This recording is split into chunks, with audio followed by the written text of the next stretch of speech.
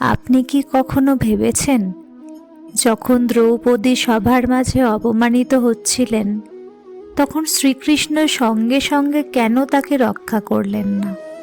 কেন তিনি অপেক্ষা করলেন শেষ মুহূর্ত পর্যন্ত? এই দেরির মধ্যেই লুকিয়ে আছে এমন এক শিক্ষা, যা আপনার জীবনের কঠিন সময়কে বদলে দিতে পারে। আজ আমরা জানব ধৈর্য, বিশ্বাস আর সম্পূর্ণ আত্মসমর্পণের শক্তি কতটা গভীর।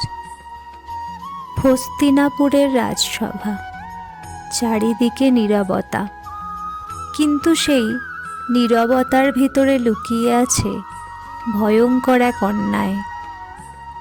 দ্রৌপদীকে টেনে আনা হয়েছে সভার মাঝখানে, তার চোখে অপমানের আগুন, কিন্তু চারিদিকে শুধু নীরব দর্শক। ভীষ্ম আছেন, দ্রোণাচার্য আছেন, বিদুর আছেন, কিন্তু কেউ কথা বলছেন না। পাণ্ডবরা মাথা নিচু করে দাঁড়িয়ে। ধর্ম যেন সেই দিন হারিয়ে গিয়েছিল। দুঃশাসন যখন তার বস্ত্র টানতে শুরু করল, দ্রৌপদী প্রথমে নিজের শক্তিতে লড়লেন। এক হাতে শাড়ি শক্ত করে ধরে রাখলেন, অন্য হাতে সাহায্য চাইলেন। তিনি তার স্বামীদের দিকে তাকালেন, কিন্তু কেউ এগিয়ে এলো না। তিনি সভার প্রবীণদের দিকে তাকালেন, তারাও চুপ। শেষে তিনি আকাশের দিকে তাকিয়ে ডাকলেন, হে গোবিন্দ, হে মাধব, আমাকে রক্ষা করুন। কিন্তু কৃষ্ণ তখনও এলেন না। কিন্তু কেন এই দেরি? দ্রৌপদী তখনও নিজের শক্তির উপর ভরসা করেছিলেন। এক হাত দিয়ে তিনি শাড়ি আঁকড়ে ধরে রেখেছিলেন। অর্থাৎ তার মনে তখনও ছিল, আমি সামলাতে পারব। এই আমিটাই হলো অহংকারের সূক্ষ্ম রূপ। আমাদের জীবনেও কি এমন হয় না? আমরা সমস্যায় পড়লে প্রথমে নিজের মতো করে লড়াই করি। আমরা চাই সব কিছু আমাদের নিয়ন্ত্রণে থাকুক। আমরা ঈশ্বরকে ডাকি, কিন্তু ভেতরে ভেতরে ভাবি, আমি নিজেই পারব। কৃষ্ণ অপেক্ষা করছিলেন। তিনি দেখতে চেয়েছিলেন দ্রৌপদী কবে সম্পূর্ণ আত্মসমর্পণ করবেন। যখন দ্রৌপদী ক্লান্ত হয়ে পড়লেন, যখন তার হাত থেকে শাড়ি ছেড়ে গেল, যখন তিনি দু হাত তুলে চোখ বন্ধ করে বললেন, প্রভু, আমি আর পারছি না, সব তোমার উপর ছেড়ে দিলাম, ঠিক তখনই অলৌকিক ঘটনা ঘটল। শাড়ি বাড়তেই থাকল। দুঃশাসন টানতে টানতে ক্লান্ত হয়ে পড়ল। সভা স্তব্ধ হয়ে গেল। কৃষ্ণ দেরি করেননি। তিনি সঠিক মুহূর্তের অপেক্ষা করেছিলেন। এখান থেকে আমরা বুঝতে পারি, ঈশ্বর কখনো অবহেলা করেন না। তিনি পরীক্ষা নেন।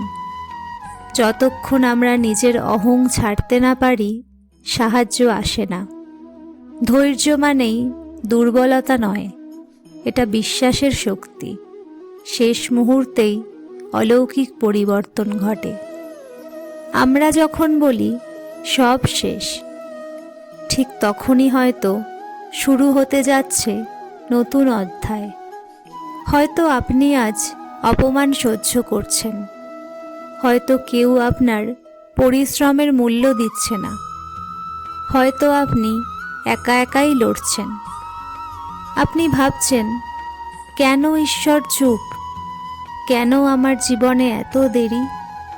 মনে রাখবেন, দ্রৌপদীর জীবনেও সেই নীরবতা এসেছিল, কিন্তু সেই নীরবতার মধ্যেই তৈরি হচ্ছিল অলৌকিক রক্ষা। ঈশ্বরের সময় আমাদের সময়ের মতো নয়। তিনি কখনো আগে আসেন না, কখনো দেরিও করেন না। তিনি আসেন সঠিক মুহূর্তে। আপনি চেষ্টা করুন, সৎ থাকুন, ধৈর্য ধরুন, আর যখন মনে হবে আর পারছেন না, তখন ভয় নয়, বিশ্বাস বেছে নিন। কারণ হয়তো আপনার জীবনের অসীম সারি শুরু হতে যাচ্ছে ঠিক সেই মুহূর্তে। দ্রৌপদীর সেই আর্তনাদ আজও আমাদের মনে প্রশ্ন তোলে, কেন এত দেরি?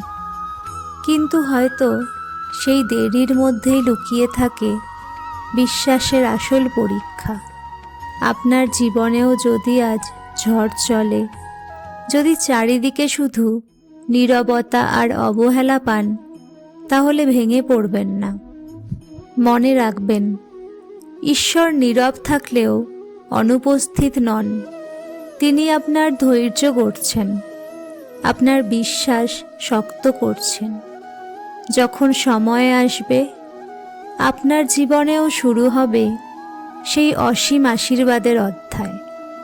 ভিডিওটি যদি আপনাকে একটুও মানসিক শক্তি দিয়ে থাকে, তাহলে লাইক করুন, কমেন্টে লিখুন আমি বিশ্বাস রাখব। আর এমন আরও অনুপ্রেরণামূলক পৌরাণিক গল্পের জন্য সাবস্ক্রাইব করুন মোটিভেশন বাংলা হাব। জয় শ্রীকৃষ্ণ।